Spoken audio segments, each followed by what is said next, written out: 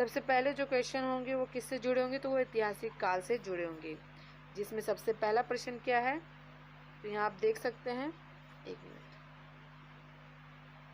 हाँ, तो सबसे पहला प्रश्न है, बिहार सहित पूर्वी भारत में आर्यों का आगमन हुआ था, अनुमानतः अब हमें बताना है कि किस काल में हुआ था।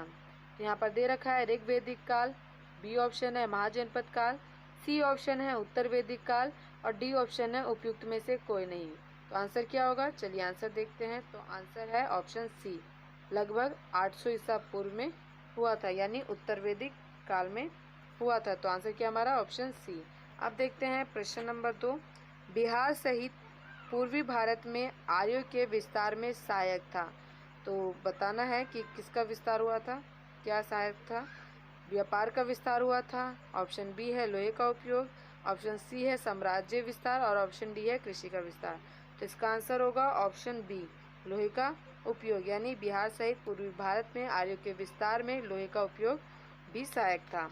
अब देखते हैं क्वेश्चन नंबर 3, श्रुति तथा किंवदंती के अनुसार महाभारत युद्ध के समय बिहार में मुख्य राज्य कौन कौन थे।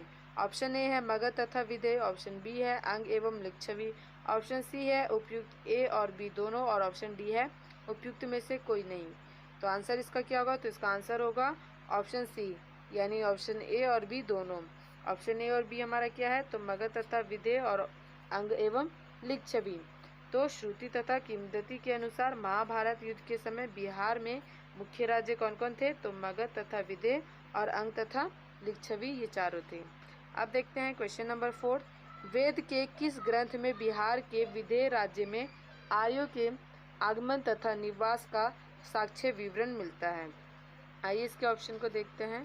तो ऑप्शन ए है शतपथ ब्राह्मण, ऑप्शन बी है ऐतरेय ब्राह्मण, ऑप्शन सी है तैत्तिरीय ब्राह्मण और ऑप्शन डी है गोपथ ब्राह्मण।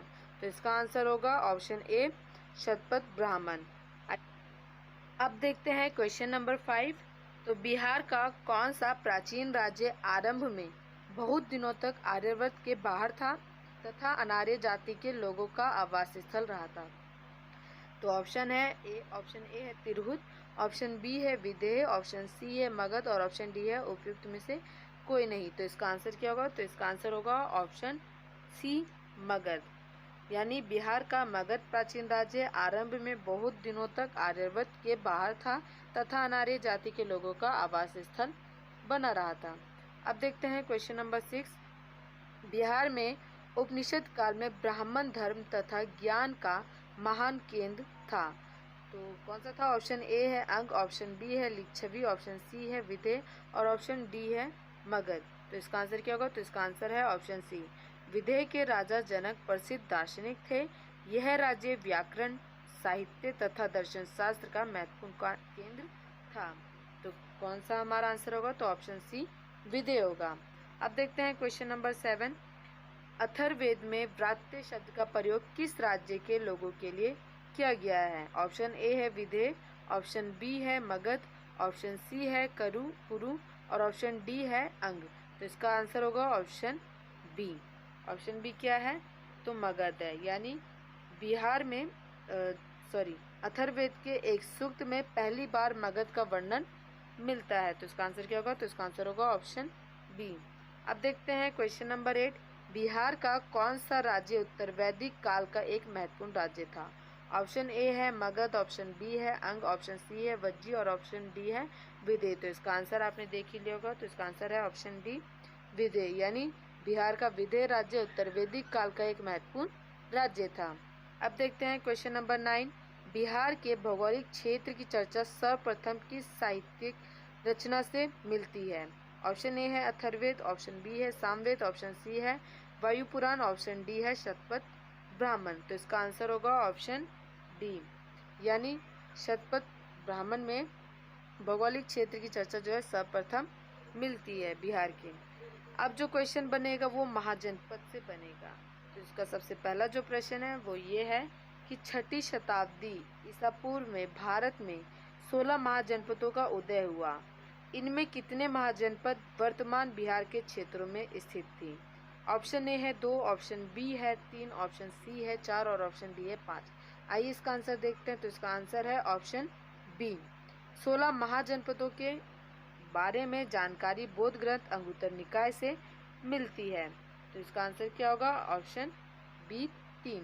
यानी 6ठी शताब्दी ईसा पूर्व में भारत में 16 महाजनपदों का उदय हुआ, जिनमें से 3 महाजनपद वर्तमान बिहार के क्षेत्रों में स्थित थी। ठीक है, अब देखते हैं क्वेश्चन नंबर 2 महाजनपद से। निम्न में से कौन सा महाजनपद वर्तमान बिहार के क्षेत्र में स्थित नहीं था? अंग, वज्जी, वत्स या मगध? तो इसका आंसर होगा ऑप्शन सी। वत्स जो है वो वर्तमान बिहार के क्षेत्र में स्थित नहीं था। अब देखते हैं क्वेश्चन नंबर 3। बिहार के किन क्षेत्रों में अंग महाजनपद स्थित था? ऑप्शन ए है पटना एवं गया, ऑप्शन बी है मुजफ्फरपुर एवं वैशाली, ऑप्शन सी है भागलपुर एवं मुंगेर और ऑप्शन डी है उपयुक्त में से कोई नहीं। आइए इसका आंसर देखते हैं। तो इसका आंसर है ऑप्शन सी भागलपुर एवं मुंगेर। यानी बिहार के भागलपुर एवं मुंगेर क्षेत्र में अंग महाजनपद स्थित था। ठीक है, अंग की बात की जा रही है। अंग कहाँ पर स्थित था? तो भागलपुर एवं मुंगेर में। अब देखते हैं क्वेश्चन नंबर 4। अंग महाजनपद की राजधानी थी, कौन सी थी? गया, गिरिब्रिज, वैशाली या फिर चंपा? तो इसका आंसर है ऑप्शन डी। बुद्ध के समय तक चंपा की गणना भारत के 6 महानगरियों में की जाती थी। तो अंग महाजनपद की राजधानी क्या थी? तो चंपा थी। अब देखते हैं क्वेश्चन नंबर 5। बिहार के पटना तथा गया का जिला किस महाजनपद में सम्मिलित था? ऑप्शन ए है अंग, ऑप्शन बी है मगध, ऑप्शन सी है वज्जी और ऑप्शन डी है अश्मल। तो इसका आंसर होगा ऑप्शन बी। यानी मगध जो है वो पटना तथा गया का जिला बिहार के पटना तथा गया का जिला जो है मगध महाजनपद में सम्मिलित था। अब देखते हैं क्वेश्चन नंबर 6। मगध महाजनपद की राजधानी क्या थी? ऑप्शन ए है गिरिब्रिज, ऑप्शन बी है पाटलिपुत्र, ऑप्शन सी है गया और ऑप्शन डी है चंपा। तो इसका आंसर होगा ऑप्शन ए। मगध महाजनपद की राजधानी क्या थी? तो गिरिब्रिज थी। गिरिब्रिज। ठीक है, अब देखते हैं क्वेश्चन नंबर 7। मगध तथा अंग महाजनपद को कौन सी नदी अलग करती थी? ऑप्शन ए है अस्सी नदी, ऑप्शन बी है वरुण नदी, ऑप्शन सी है चंपा नदी और ऑप्शन डी है उपयुक्त में से कोई नहीं। तो इसका आंसर होगा ऑप्शन सी चंपा नदी। यानी मगध तथा अंग महाजनपद को चंपा नदी अलग करती थी। अब देखते हैं क्वेश्चन नंबर 8। बिहार में स्थित कौन सा महाजनपद 8 राज्यों का एक संघ था? ऑप्शन ए है मगध, ऑप्शन बी है वज्जी, ऑप्शन सी है अंग, ऑप्शन डी है उपयुक्त सभी। तो इसका आंसर होगा ऑप्शन बी वज्जी। यानी बिहार में वज्जी जो है वो 8 महाजनपदों का जो है एक संघ था। अब देखते हैं क्वेश्चन नंबर 9। वज्जी संघ में कौन सा राज्य सम्मिलित नहीं था? लिच्छवी, ज्ञात्रक, विदेह या फिर चेदी? तो इसका आंसर होगा ऑप्शन डी। ऑप्शन डी यानी चेदी जो है वो लिच्छवी में सम्मिलित नहीं था। वज्जी संघ में सम्मिलित नहीं था। अब देखते हैं क्वेश्चन नंबर 10। वज्जी संघ की राजधानी क्या थी? वैशाली, मुजफ्फरपुर, कुंडग्राम या फिर मिथिला? तो इसका आंसर है ऑप्शन ए वैशाली। ठीक है, लिच्छवी की राजधानी क्या थी? तो वैशाली थी। क्वेश्चन नंबर 11 है बिहार के भागों में स्थित कौन सा महाजनपद में गणतंत्र था? ऑप्शन ए है मगध, ऑप्शन बी है वज्जी, ऑप्शन सी है अंग और ऑप्शन डी उपयुक्त सभी में। तो इसका आंसर क्या होगा? तो इसका आंसर होगा ऑप्शन बी। यानी बिहार के भागों में वज्जी महाजनपद में गणतंत्र था। अब देखते हैं क्वेश्चन नंबर 12। ईसा पूर्व 6ठी सदी में विश्व की प्रथम गणतंत्रात्मक व्यवस्था कहाँ थी? ऑप्शन ए है वैशाली, ऑप्शन बी है एथेंस, ऑप्शन सी है स्पार्टा, ऑप्शन डी है पाटलिपुत्र। तो इसका आंसर होगा ऑप्शन ए वैशाली। ठीक है, तो ईसा पूर्व 6ठी सदी में विश्व की प्रथम गणतंत्रात्मक व्यवस्था जो है वो वैशाली में थी। अब देखते हैं क्वेश्चन नंबर 13। मगध की प्रथम राजधानी कौन सी थी? पाटलिपुत्र,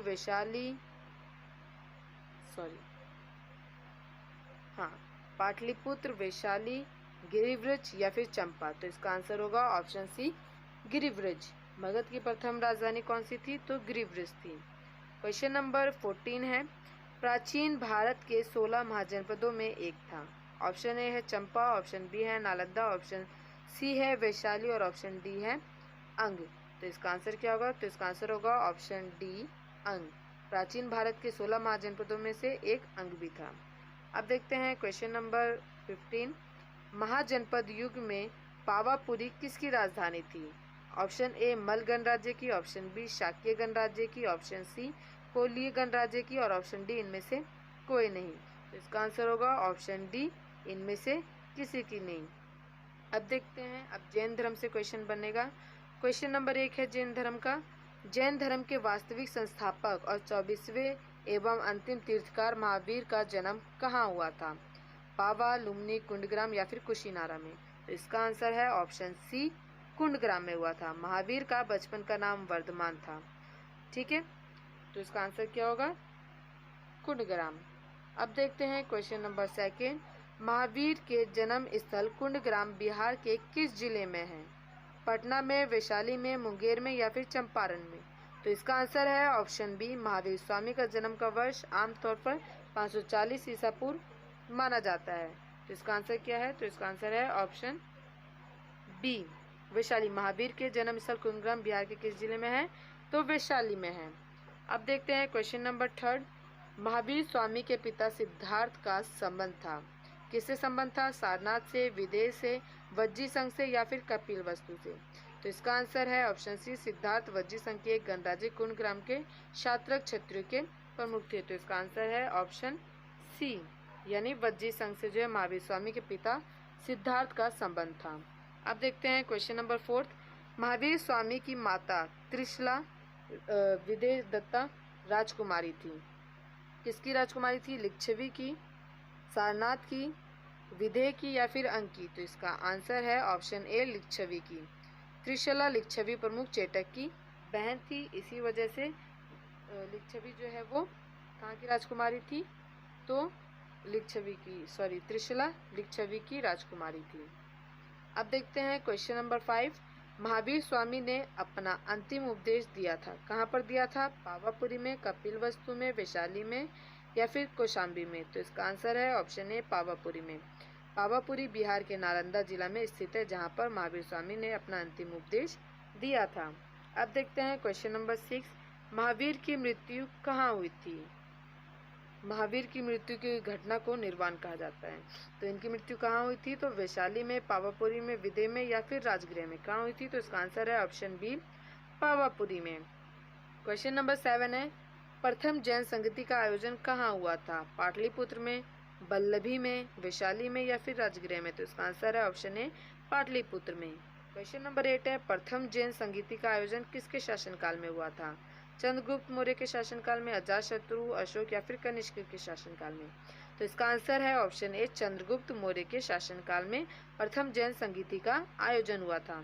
क्वेश्चन 9 है, प्रथम जैन संगीति की अध्यक्षता किसने की थी? देवर्षि श्रमण ने, महाकश्यप ने, साबकमीर ने या फिर स्थूलभद्र ने? तो इसका आंसर है ऑप्शन डी, स्थूलभद्र ने प्रथम जैन संगीति की अध्यक्षता की थी।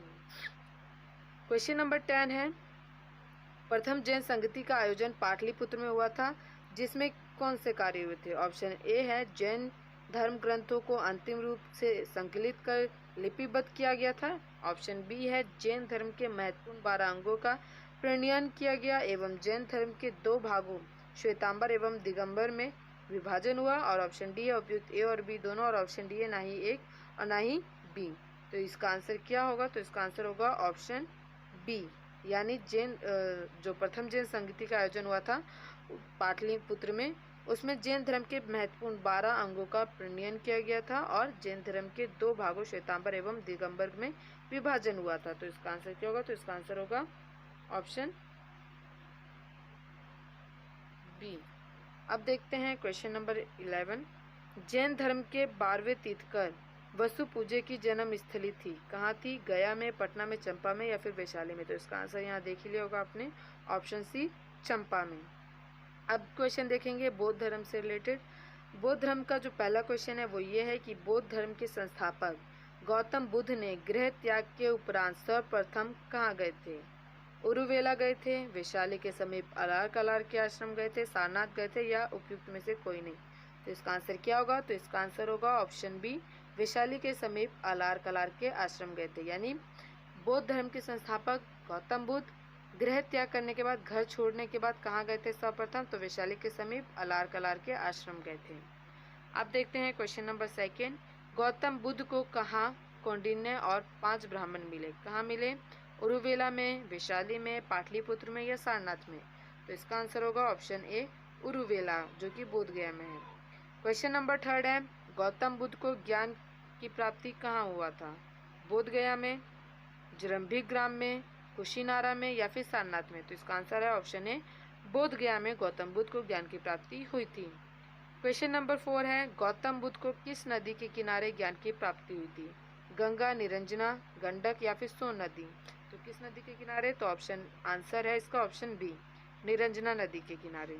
उन्होंने ज्ञान की प्राप्ति बोध गया में निरंजना नदी के किनारे एक पीपल वृक्ष के नीचे उन्हें ज्ञान की प्राप्ति हुई थी।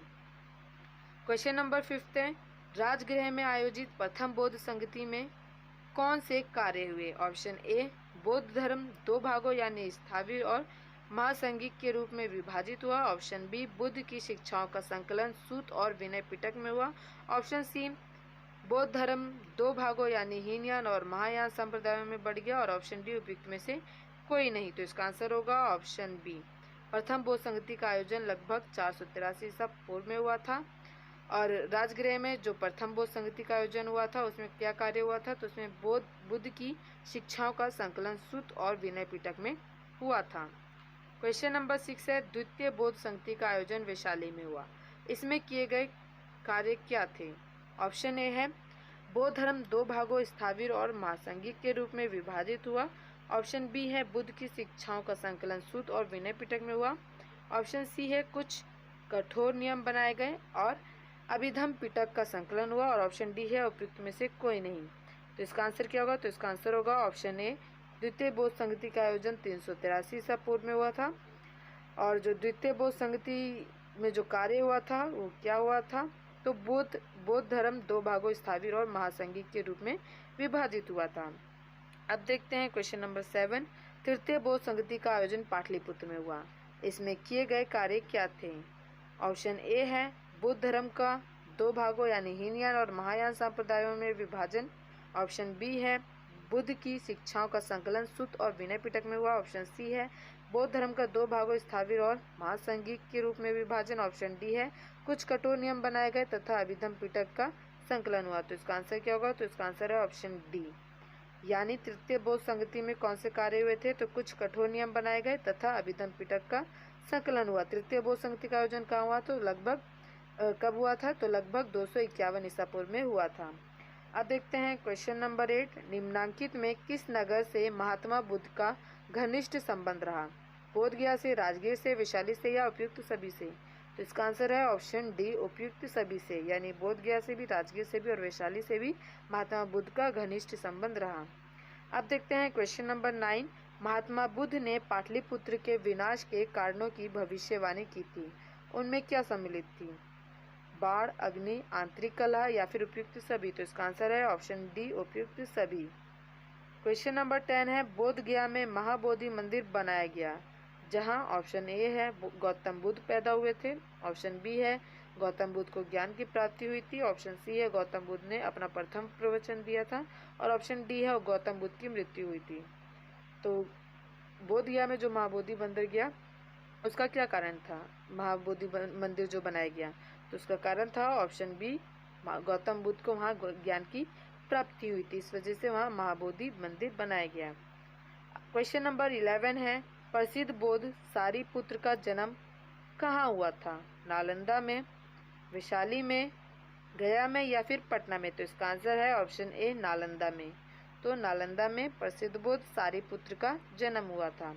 अब जो क्वेश्चन हम देखेंगे वो मगध साम्राज्य का उत्थान से देखेंगे, जिसका पहला प्रश्न है, प्राचीन भारत में साम्राज्यवाद की शुरुआत और विकास का श्रेय किसे दिया जाता है? मगध को, कन्नौज को, वज्जी को या फिर विदेह को? तो इसका आंसर है ऑप्शन ए, मगध को प्राचीन भारत में साम्राज्यवाद की शुरुआत और विकास का श्रेय दिया जाता है। क्वेश्चन नंबर 2 है, मगध राज्य की आरंभिक राजधानी क्या थी? गिरिवृक्ष, पाटलिपुत्र, वैशाली या फिर गया? तो इसका आंसर है ऑप्शन ए, राजगीर पहाड़ियों में गिरी थी, जिसकी प्रथम राजधानी क्या थी? तो गिरिवृक्ष थी। मगध राज्य की जो आरंभ राजधानी थी वो गिरिवृष थी, ठीक है, जो जिसे आज के समय हम राजगीर कहते हैं। क्वेश्चन नंबर 3 है, महाभारत तथा पुराणों के अनुसार मगध का सर्वप्रथम राजवंश कौन सा था? बृहद्रथ वंश, शेषुनाग वंश, नंद वंश या फिर हर्यक वंश? तो इसका आंसर है ऑप्शन ए, बृहद्रथ वंश जो है जरासंध के पिता बृहद्रथ से आरंभ होता है और यही महाभारत तथा पुराणों के अनुसार मगध का सर्वप्रथम राजवंश था। क्वेश्चन नंबर 4 है, मगध जनपद का संस्थापक कौन था? बृहद्रथ तथा जरासंध, महापद्मनन, ऑप्शन सी है शिशुनाग और ऑप्शन डी है उपयुक्त में से कोई नहीं। तो इसका आंसर होगा ऑप्शन ए, बृहद्रथ तथा जरासंध मगध जनपद का संस्थापक था। क्वेश्चन नंबर 5 है, मगध साम्राज्य का वास्तविक संस्थापक कौन था? बिंबिसार, महापद्मनन, शिशुनाग या फिर जरासंध? इसका आंसर होगा ऑप्शन ए, बिंबिसार का शासनकाल जो है 544 ईसा पूर्व से 493 ईसा पूर्व तक रहा और बिंबिसार ही मगध साम्राज्य का वास्तविक संस्थापक था। क्वेश्चन नंबर 5 है, बिंबिसार एवं अजातशत्रु किस वंश के थे? हर्यक वंश के, शिशुनाग वंश के, नंद वंश के या फिर उपयुक्त में से कोई नहीं। तो आंसर आप देख ही होंगे, बिंबिसार को सैनिक तथा अजातशत्रु को कुनिक भी कहा जाता है और 21 वंश से थे तो हर्यक वंश से थे। ऑप्शन ए सही है।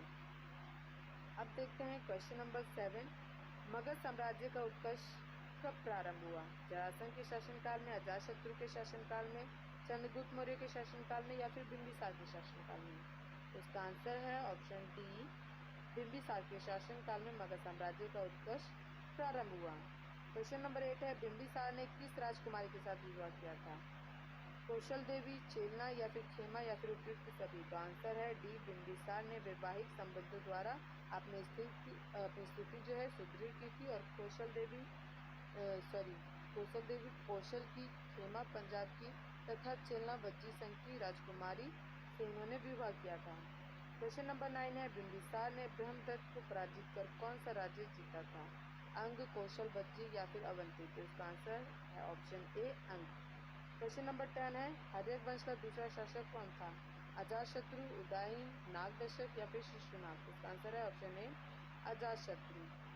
हर्यक वंश का दूसरा शासक कौन था? तो अजातशत्रु था। अजातशत्रु ने अपने पिता बिंबिसार की हत्या कर सत्ता प्राप्त की थी। क्वेश्चन नंबर 11 है, राजगीर में दुर्ग तथा स्तूप की स्थापना मगध के किस शासक ने की? बिंबिसार, अजातशत्रु, उदयन या फिर उपयुक्त में से कोई नहीं। इसका आंसर है ऑप्शन बी, अजातशत्रु। राजगीर में दुर्ग तथा स्तूप की स्थापना मगध के किस शासक ने की थी? तो अजातशत्रु ने की थी। क्वेश्चन नंबर 12 है, वज्जी संघ के लिच्छवियों को पराजित करने वाला मगध का शासक कौन था? बिंबिसार, अजातशत्रु, नागदशक या फिर उपयुक्त में से कोई नहीं। तो इसका आंसर है ऑप्शन बी, अजातशत्रु वज्जी संघ के लिच्छवियों को पराजित करने वाला मगध का शासक था। क्वेश्चन नंबर 13 है, अजातशत्रु के साथ प्रेम संबंध के लिए चर्चित नर्तकी आम्रपाली कहाँ की थी? कौशल की, चंपा की, वैशाली की या फिर पाटलिपुत्र की? इसका आंसर है ऑप्शन सी, वैशाली की थी। क्वेश्चन नंबर 14 है, अजातशत्रु ने किस राज्य के साथ युद्ध में प्रथम बार रथ, मुसल तथा महाशिलाकंटक नामक हथियारों का प्रयोग किया? अंग, कौशल, लिच्छवी या फिर उपयुक्त में से कोई नहीं। तो इसका आंसर है ऑप्शन सी, लिच्छवी। अजातशत्रु ने लिच्छवी के साथ युद्ध में प्रथम बार रथ, मुसल तथा महाशिलाकंटक नामक हथियारों का प्रयोग किया था। क्वेश्चन नंबर 15 है, प्रथम मगध साम्राज्य का उत्कर्ष किस शताब्दी में हुआ था? ऑप्शन ए है ईसा पूर्व 4वीं शताब्दी, ऑप्शन बी है ईसा पूर्व 6वीं शताब्दी, ऑप्शन सी है ईसा पूर्व 2वीं शताब्दी और ऑप्शन डी है ईसा पूर्व 1ली शताब्दी। तो इसका आंसर होगा ऑप्शन बी, ईसा पूर्व 6वीं शताब्दी। क्वेश्चन नंबर 16 है, पाटलिपुत्र नगर की स्थापना किस शासक ने की थी? बिंबिसार, उदयन, अजातशत्रु या फिर नागदशक? तो इसका आंसर है ऑप्शन बी, उदयन ने। पाटलिपुत्र नगर की स्थापना उदयन ने की थी। अजातशत्रु के बाद उदयन मगध की गद्दी पर बैठा था और उसे उदयभद्र भी कहा गया है। क्वेश्चन नंबर 17 है, किस राजा ने पाटलिपुत्र को सर्वप्रथम मगध की राजधानी बनाया? किस राजा ने? उदयन ने, बिंबिसार ने, धनानंद ने या फिर अजातशत्रु ने? तो इसका आंसर होगा ऑप्शन ए, उदयन ने पाटलिपुत्र को सर्वप्रथम मगध की राजधानी बनाया। क्वेश्चन नंबर 18 है, हर्यक वंश का अंतिम शासक कौन था? उदयन, नागदशक, अनिरुद्ध या फिर मुंडक? इसका आंसर है ऑप्शन बी, नागदशक हर्यक वंश का अंतिम शासक था। क्वेश्चन नंबर 19 है, हर्यक वंश के उपरांत मगध पर किस वंश की सत्ता स्थापित हुई? शिशुनाग वंश की, नंद वंश की, मौर्य वंश की या फिर उपयुक्त में से कोई नहीं? तो इसका आंसर है ऑप्शन ए, शिशुनाग वंश का संस्थापक शिशुनाग था। क्वेश्चन नंबर 20 है, सर्वप्रथम मगध के किस शासक ने गिरिवृक्ष के अतिरिक्त वैशाली को भी अपनी राजधानी बनाया? कालाशोक, नागदशक, महापद्मनंद या फिर शिशुनाग? इसका आंसर है ऑप्शन डी, शिशुनाग ने सर्वप्रथम मगध के शासक ने सर्वप्रथम मगध के शिशुनाग शासक ने गिरिवृक्ष के अतिरिक्त वैशाली को भी अपनी राजधानी बनाया। इसका आंसर होगा option D, Shishunaga.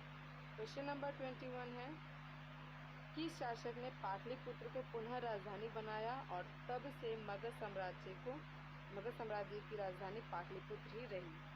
Option A, Nagadashaka, option B, Dhanananda, option C, Kalashoka और ऑप्शन डी, महापद्मनंद। तो इसका आंसर होगा ऑप्शन सी, कालाशोक। कालाशोक को काकवर्ण भी कहा जाता है। तो कालाशोक ने ही पाटलिपुत्र को पुनः राजधानी बनाया और तब से मगध की राजधानी जो है पाटलिपुत्र ही रही। अब देखते हैं क्वेश्चन नंबर 22, द्वितीय बौद्ध संधि का आयोजन किसके शासनकाल में हुआ था? अजातशत्रु, नागदशक, चंद्रगुप्त मौर्य या फिर कालाशोक के शासनकाल में? तो इसका आंसर यहाँ आपको दिख ही रहा होगा, ऑप्शन डी, कालाशोक के शासनकाल में द्वितीय बौद्ध संधि का आयोजन हुआ था। क्वेश्चन नंबर 23 है, द्वितीय बौद्ध संधि का आयोजन कहाँ हुआ था? वैशाली में, पाटलिपुत्र में, राजगृह में या फिर कुंडलवन में? तो इसका आंसर है ऑप्शन ए, वैशाली में। द्वितीय बौद्ध संधि का आयोजन जो है 383 ईसा पूर्व में हुआ था और कहाँ हुआ था? तो वैशाली में हुआ था। क्वेश्चन नंबर 24 है, द्वितीय बौद्ध संधि की अध्यक्षता किसने की थी? साबकमीर ने, महाकश्यप ने, मोगलीपुत्र टिस्स ने या फिर वसुमित्र ने? तो इसका आंसर है ऑप्शन ए, साबकमीर ने। द्वितीय बौद्ध संधि की अध्यक्षता किसने की थी? तो साबकमीर ने की थी। क्वेश्चन नंबर 25 है, नंद वंश का संस्थापक कौन था? महापद्मनंद, धनानंद, मुंड या फिर उपयुक्त में से कोई नहीं? इसका आंसर है ऑप्शन ए, महापद्मनंद नंद वंश का संस्थापक था। झा एवं श्रीमाली की पुस्तक प्राचीन भारत में नंद वंश का संस्थापक महानंदिन को बताया गया। महानंदिन यानी महापद्मनंद की बात यहाँ की जा रही है।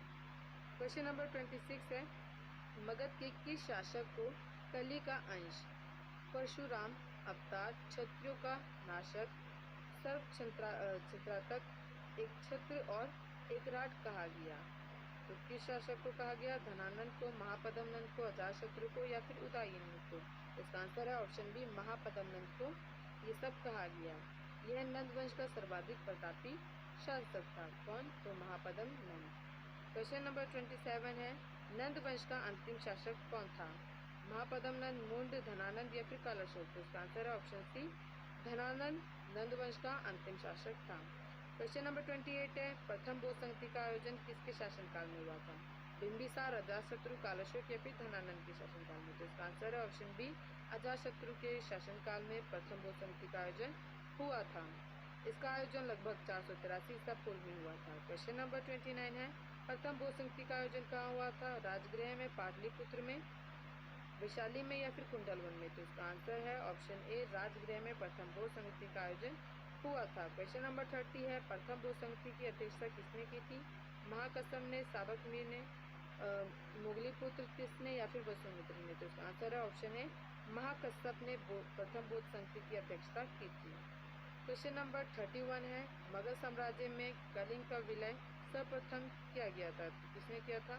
अशोक ने, चंद्रगुप्त मौर्य ने, बिंबिसार ने या फिर महापद्मनंद ने? तो इसका आंसर है ऑप्शन डी, महापद्मनंद ने मगध साम्राज्य में कलिंग का विलय सर्वप्रथम किया था।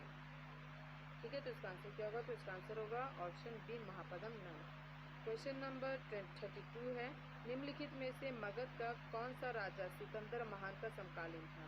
Option A, Mahapadmananda, option B, Dhanananda, option C, Sukalpa और ऑप्शन डी, चंद्रगुप्त मौर्य? तो इसका आंसर होगा ऑप्शन बी, धनानंद जो है वो मगध के राजा निम्नलिखित में से क्वेश्चन क्या हमारा, निम्नलिखित में से मगध का कौन सा राजा सिकंदर महान का समकालीन था। तो जब सिकंदर भारत में आया था तो उस समय मगध का शासक कौन था, तो धनानंद था। इसी वजह से धनानंद मगध का सिकंदर का समकालीन था। तो सिकंदर के आक्रमण के समय मगध का शासक कौन था, तो धनानंद था। तो आंसर क्या होगा हमारा, ऑप्शन डी होगा। अब देखते हैं क्वेश्चन नंबर 33। निम्नलिखित में किस राजा ने पाटलिपुत्र को बसाया था। शिशुनाग ने, बिंबिसार ने, अजातशत्रु ने या फिर उदयन ने। इसका आंसर होगा ऑप्शन डी, उदयन ने। क्वेश्चन नंबर 34 है, मगध के शासक अजातशत्रु ने किसके आक्रमणों के प्रतिरोध में गंगा और सोन के संगम पर अवस्थित पाटलिपुत्र को सुरक्षित तथा किलों को सुसज्जित किया जो आगे चलकर पाटलिपुत्र बन गया। तो मगध के शासक ने किसके आक्रमणों के प्रतिरोध में किया, तो यूनानियों के, डमिट्रियस के, वैशाली के वृज्जियों के या फिर अंग शासकों के प्रतिरोध में। तो इसका आंसर क्या होगा, ऑप्शन सी, वैशाली के वृज्जियों के प्रतिरोध में जो है अजातशत्रु ने पाटलिपुत्र की किलेबंदी करवाई। तो इसका आंसर है ऑप्शन सी। ठीक है, अब देखते हैं